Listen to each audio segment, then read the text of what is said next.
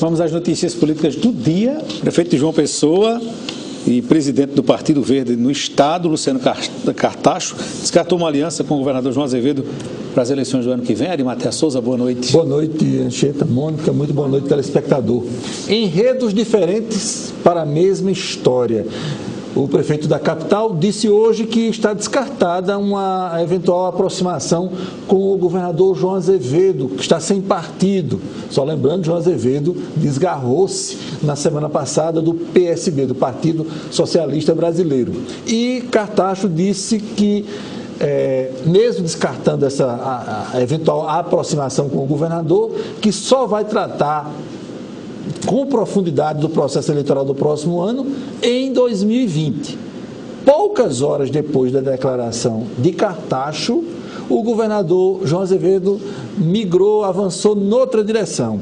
Ele disse que não descarta absolutamente nada e que está aprendendo, João está aprendendo, Anchieta, na política, que a política é feita de diálogo e de se discutir caminhos e que também pretende, à medida em que se aproxime o calendário eleitoral, aumentar o número de interlocutores partidários para decidir como vai participar efetivamente, e ele quer participar efetivamente, do processo eleitoral na Paraíba, particularmente em João Pessoa. É provável que não tenhamos aí um quadro de troca de farpas intensa entre João Azevedo e Luciano Cartacho. Mesmo que, eventualmente, num primeiro turno não estejam no mesmo palanque, mas acho que o tom da convivência entre eles será bem mais ameno do que era entre Luciano Cartacho e Ricardo Coutinho. E, por falar no ex-governador Ricardo Coutinho, quase que diariamente ele tem atirado farpas na direção do seu sucessor e ex-secretário João Azevedo. Bate presença todos os dias nas redes sociais, fustigando o João Azevedo. Ari, em relação à CPI dos combustíveis da Câmara Municipal de Campina Grande, o relatório ainda vai ser entregue esse ano?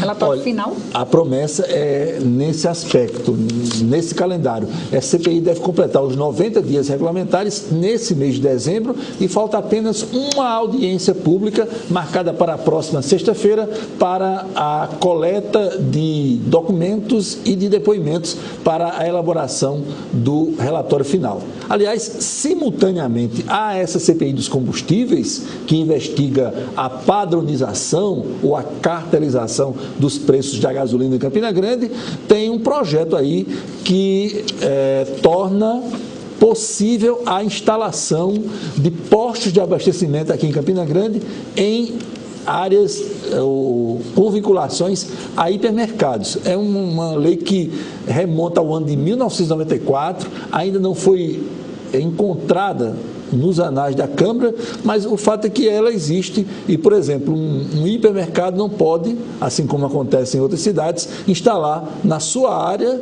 um posto de abastecimento. E a gente sabe que nas principais cidades do país, notadamente nas capitais, os postos de abastecimento vinculados à rede de supermercados, até com uma estratégia de venda para os próprios hipermercados, praticam preços diferenciados em relação aos combustíveis, notadamente a gasolina. Mas vamos escutar o presidente da CPI, o vereador Alexandre do sindicato, inicialmente sobre esse calendário final da comissão.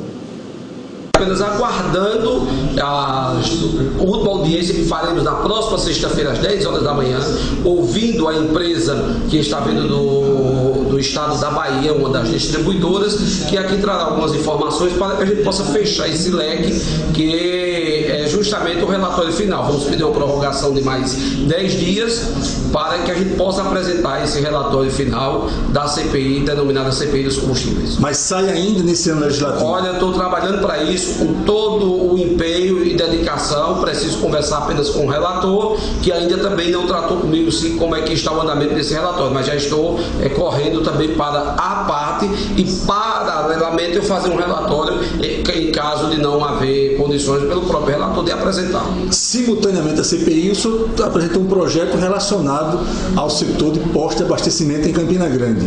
Exatamente, não justifica uma cidade com 400 mil habitantes, mais de 400 mil habitantes, circulam por aí, dizem em torno de mais de 200 mil pessoas dia, não poder termos nos grandes atacadores, como existe em outras capitais, em outras regiões, postos de combustíveis que possam dar ao consumidor as condições de buscar um preço diferenciado. E é prova que os grandes atacadistas, os grandes supermercados, essas grandes redes, praticam um preço menor do que os postos e redes dentro da própria cidade. Essa proibição advém de onde? Olha, isso é uma lei que existia aqui, salvo engano, desde 1994, mas eu pesquisei inúmeras leis, não a encontrei, mas a informação que tem aqui, existia uma lei, mas já me precavendo a isso e buscando uma alternativa, eu coloquei na nossa lei de que revoga-se as disposições em contrário, conforme é feito em todas as leis, e é isso que nós queremos, que Campina Grande tenha uma lei de livre mercado nos combustíveis e que a população possa ter a opção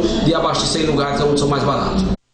Enquanto essa discussão e essa apuração avança, nós temos uma diferença na média de 20 centavos por litro no preço da gasolina entre Campina Grande e os postos que fazem o eixo da BR-230 entre Campina Grande e João Pessoa. Aqui o preço médio está a R$ 4,39 o litro.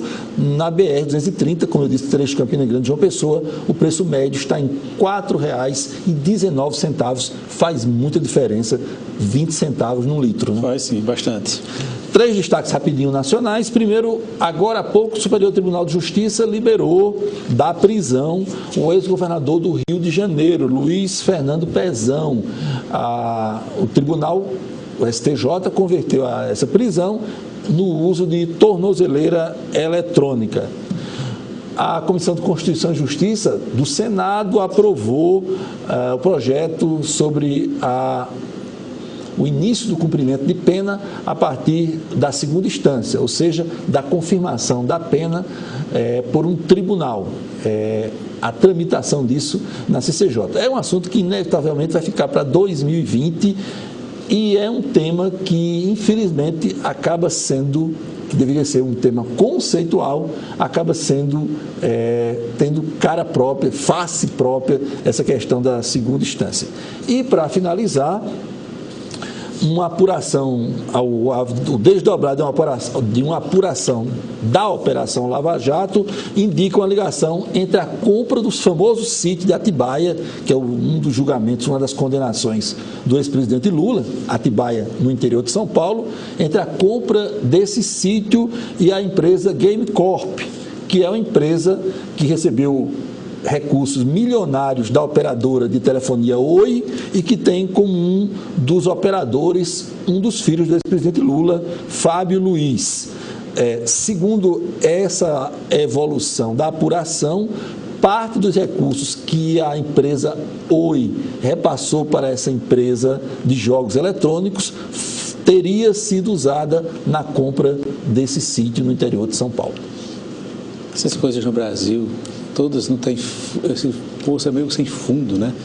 Mas você puxa, mas você encontra coisa. Né? Aliás, rapidinho, você me lembrou bem a questão ontem foi o Dia Nacional de Combate à Corrupção e houve um evento na Petrobras, que a Petrobras é o epicentro dessa confusão toda aí de corrupção da Lava Jato. O Castelo Branco, que é o presidente da Petrobras, mostrou o caso de 4 refinarias que são emblemáticas, não na corrupção direta, mas no desvio de recursos públicos, que eventualmente pode ter desaguado na corrupção. O primeiro caso é o da refinaria Abreu e Lima, refinaria de petróleo na região metropolitana do Recife, em Pernambuco. Ela foi anunciada no governo Lula para um custo de 2 bilhões de reais, chegou ao final custando 20 bilhões e, segundo os cálculos da Petrobras, o preço atual dos combustíveis, a cotação combustível tem uma cotação internacional em dólar, para que o refino nessa unidade de Abreu e Lima seja viável economicamente para a Petrobras, o preço da gasolina teria que subir, a gasolina bruta, 150% para tornar viável o refino nessa Abreu e Lima, nessa refinaria. E as refinarias do Maranhão e do Ceará, também anunciadas no governo Lula, nunca tiveram um tijolo assentado e custaram em projetos 3 bilhões de reais. Brincadeira, né? A obra de São Francisco também tem um bocado de bilhões a mais. Outro número bilionário. Bem,